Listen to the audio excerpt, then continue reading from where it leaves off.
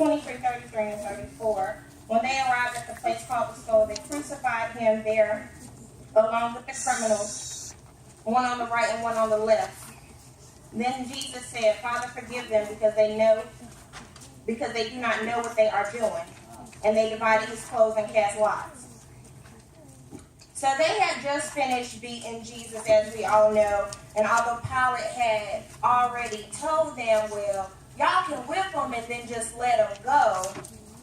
But the crowd kept yelling and chanting, crucify him, crucify him. Pilate said, I still find no fault to sentence him to death, although he had sentenced them to whip him for no reason. So then they had proceeded to, with all the chanting and yelling, crucify him, crucify him. They had convinced Pilate to crucify him. So they had led him to the crucifying place, the skull, which we hear the Arabic term, the Golgotha Hill, or what we usually use, Calvary, which is the Latin term. And they had then hung the thieves on the right and the left, and hung him in the middle and nailed him to the cross. And then Jesus said, forgive them, Father, because they know not what they are doing. I think of this as the first time Jesus really interceded for us to his Father God, asking him to forgive us for our wrongdoings, as he does daily. And studying this, I began to think about how hard it is for us Christians to forgive people who do us wrong, but we expect God to forgive us. So, sorry. It's okay. So here Jesus is forgiving the people who have beat him and who are now crucifying him, trying to kill him. He still is trying to intercede for them and ask God, his Father, to forgive them. Sometimes we have people in our life who misuse us or do us wrong, and for us as Christians, us believers, we have to forgive them.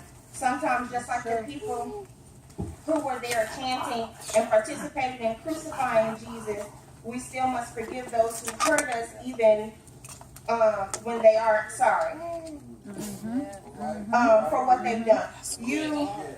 You have people in your life who do you wrong and are genuinely sorry for what they do, and then you have those people who apologize just because it's the right thing to do. All right.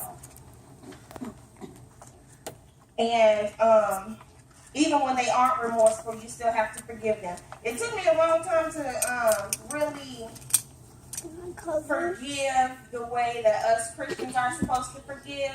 And honestly, it's just been in this last year that I've really learned to forgive people that have done me wrong.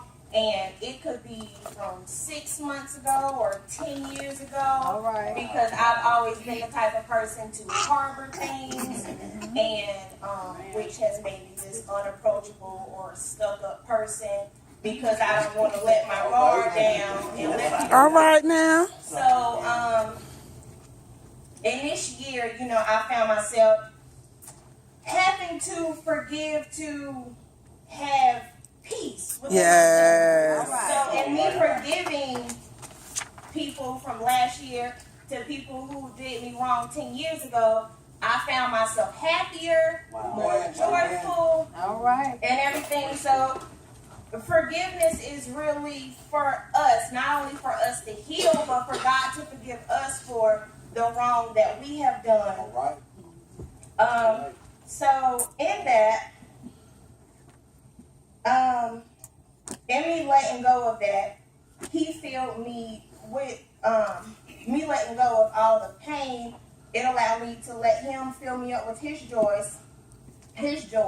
And then ironically, I found myself interceding for those people who had did me wrong, just like Jesus. All right now. And it was weird to me because I had talked to my mother-in-law a few months ago, and she was like, well, you just gonna have to let it go and start praying for them people. And I'm like, what? I'm not praying for them. And so one day I was praying, and about. And then I just found myself praying for people, and I'm like, okay, God, you know, do what you do, 'cause, you know.